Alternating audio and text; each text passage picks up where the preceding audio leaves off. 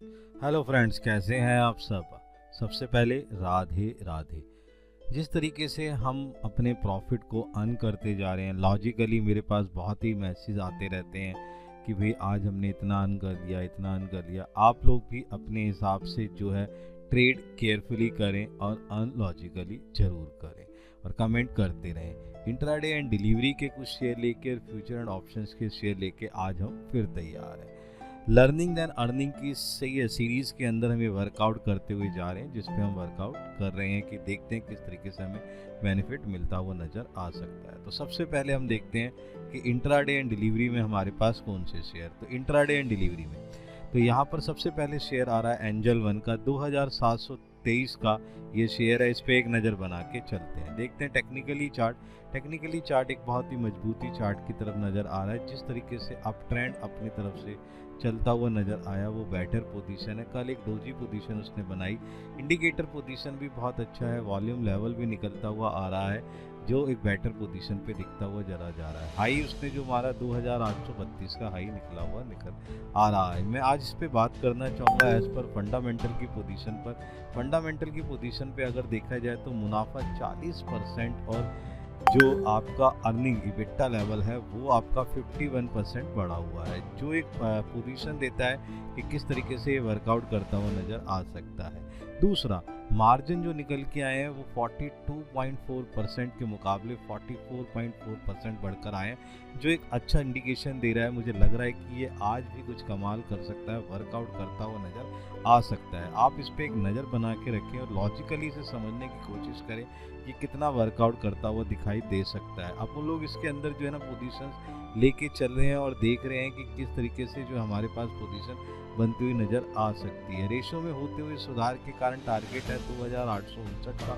Dip के बिहार पे stop loss 2700 का एक्शन है। बाय का इस पे एक नज़र बना के चल सकते हैं और अपना फ़ायदा लेते हुए नज़र आ सकते हैं। नेक्स्ट अगर हम ध्यान से देखें आपके पास तो शेयर है हमारे पास लैंडमार्क कास्ट का, जिसका प्राइस है 646। इस पर एक नज़र बना लेते हैं। टेक्निकली चार्ट अगर देखने की कोशिश करें तो बहुत ही अच्छा पोजीशन नज़र आता हुआ दिखाई देगा आपको। अगर आप ध्यान से देखें 8 तारीख के बिहार पर जिस तरीके से अप ट्रेंड पोजीशन मिली वो बेटर पोजीशन है, लेकिन कल के दिन इसमें एक अच्छी बिकवाली देखने को मिली है जो एक डाउन पोजीशन पे दिखता हुआ नज़र आ रहा है। लेकिन मैं इसके दूसरे हिसाब से देखूं तो इंडिकेटर और जो वॉल्यूम लेवल है जिसका बढ़ा हुआ होना बहुत ही अच्छा पोजीशन अभी भी दिखाई दे रहा है।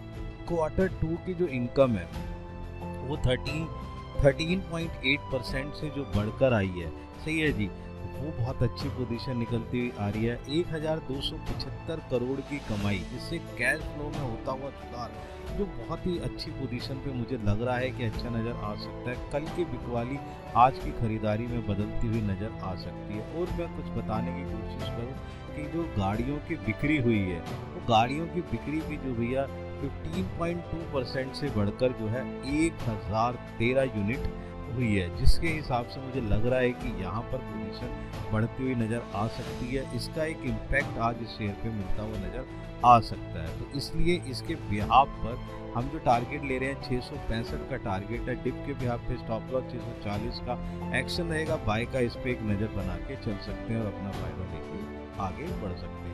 नेक्स्ट है हमारे पास भारतीय हेक्सा कॉम का, जिसका प्राइस है 1472। इस पे एक नज़र बना के चलते हैं, देखते हैं ध्यान से। टेक्निकली चार्ट अगर आप ध्यान से देखें, डाउन पोजीशन के बाद जिस तरीके से ट्रेंड में आया है अपडेट और इंडिकेटर पोजीशन जिस तरीके से बदलती हुई नज़र आ रही है वो मुझे बहुत ही बेटर पोजीशन है। गैप अप की पोजीशन पे आ जाना बहुत ही अच्छी पोजीशन निकलती हुई नज़र आ रही है। टेक्निकली चार्ट जिस तरीके से बढ़ रहा है वो बहुत ही मजबूती के हिसाब से बढ़ता हुआ नज़र आ रहा है।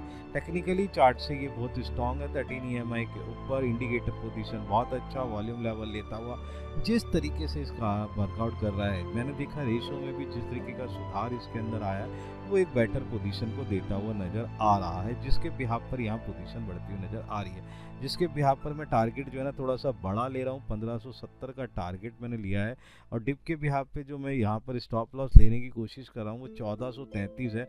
इस पे आप एक नज़र बना सकते हैं। एक्शन रहेगा बाय का, इस पे एक नज़र बनाएं और अपना लॉजिकली अर्न करने की कोशिश करें। जे कुमार इंफ्रा पे मारे नज़र, 727 का प्राइस, जिसके ब्याह पर टेक्निकली चार्ट जिस तरीके से डाउन पोजीशन नज़र आ रहा है 3 दिन की कंसोलिडेट पोजीशंस के बाद, जिस तरीके से इसमें आया है सुधार। इसमें क्या है कि टेक्निकली 13 EMI के नीचे है, लेकिन जिस तरीके से वॉल्यूम लेवल और इंडिकेटर पोजीशन जो मुझे नज़र आ रही है वो बहुत ही अच्छी पोजीशन नज़र आ रही है। 2-3 चीज़ें इसमें समझने की बात क्या है कि यहाँ पर फंडामेंटली जिस तरीके से बैलेंस शीट में सुधार हुआ है, पुणे महानगर पालिका से जो 298 करोड़ का जो ऑर्डर मिला है, मैंने ऑर्डर बुक पोजीशंस को देखने की कोशिश करी, वहाँ पर ये लंबे समय से ये पोजीशन बनाने की कोशिश कर रही है। एसएस का अच्छी तरीके से यूटिलाइजेशन इन्हें करना था, वहाँ पर 298 का जो ऑर्डर मिला है वो एक बहुत ही अच्छा वर्कआउट करता हुआ नज़र आ रहा है, जिसके बिहाफ पे मैं कह सकता हूँ कि यहाँ एक पोजीशन जो है आपको नज़र आती हुई दिखाई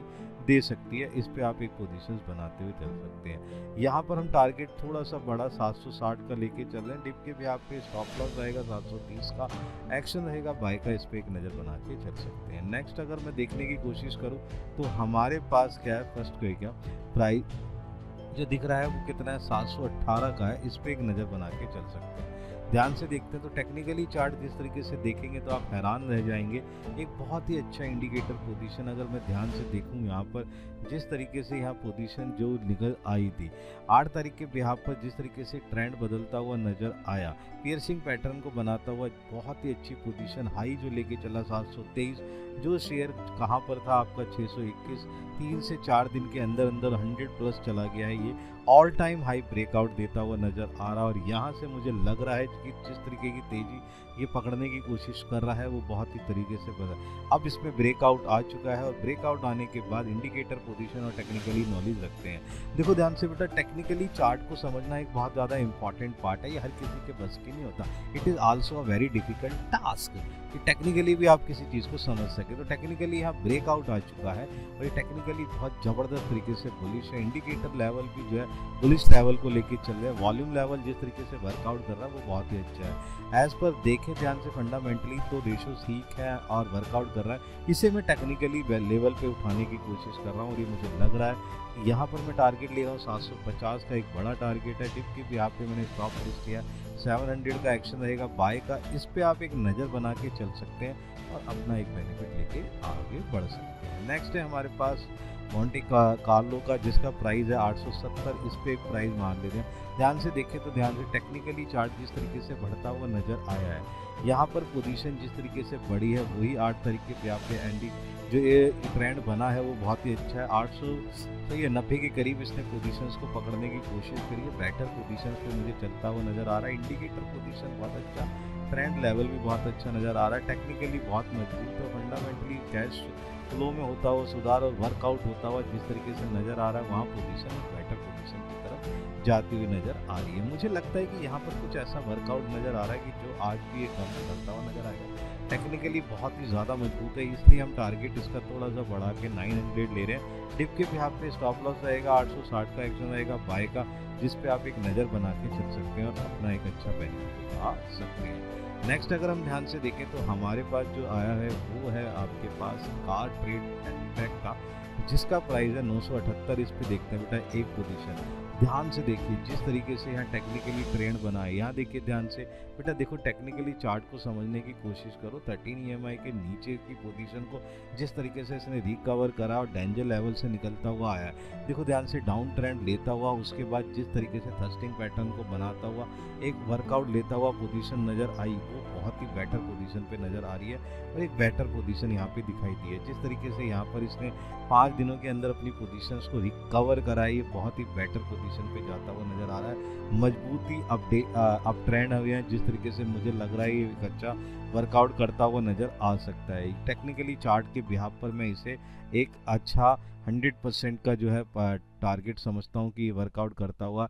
बैलेंस शीट और फंडामेंटली तो ये मजबूत है ही है, उसके ब्याह पर तो एक अलग बात है, लेकिन ट्रेंड लेवल पर आज मैं टेक्निकल चार्ट की बात कर रहा हूँ। वॉल्यूम लेवल इंडिकेटर पोजीशन बहुत ही बेटर नज़र आ रहा है, जिसके ब्याह पर मैंने इसका थोड़ा सा प्राइस बढ़ा के 1020 का टारगेट और डिप के ब्याह पे स्टॉप लॉस लिया है 960 का, एक्शन रहेगा बाय का। इस पर आप एक नज़र बना के चल सकते हैं और अपना फ़ायदा लेते हुए आगे बढ़ सकते हैं। अगर देखें ध्यान से तो नेक्स्ट हमारे पास जो है वो है हमारे पास फ्यूचर एंड ऑप्शन की कैटेगरी।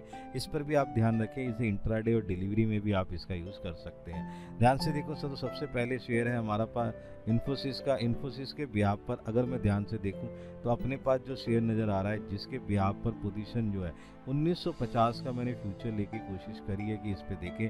तो देखें ध्यान से, तो जिस तरीके से टेक्निकली चार्ट जो वर्कआउट करता है 13 EMI के ऊपर, 13 EMI के ऊपर के बाद जिस तरीके से इसने पोजीशंस बनाने की कोशिश करी है वो बहुत ही अच्छा वर्कआउट करता हुआ नज़र आ रहा है। यहाँ मुझे पोजीशन क्या आई है, जिस तरीके से इसने अपने आप को रिकवर करा है वो बहुत ही अच्छा है। वॉल्यूम लेवल अच्छा, इंडिकेटर पोजीशन भी बहुत ही अच्छे बेटर पोजीशन पे नज़र आती हुई मुझे दिखाई दे रही है।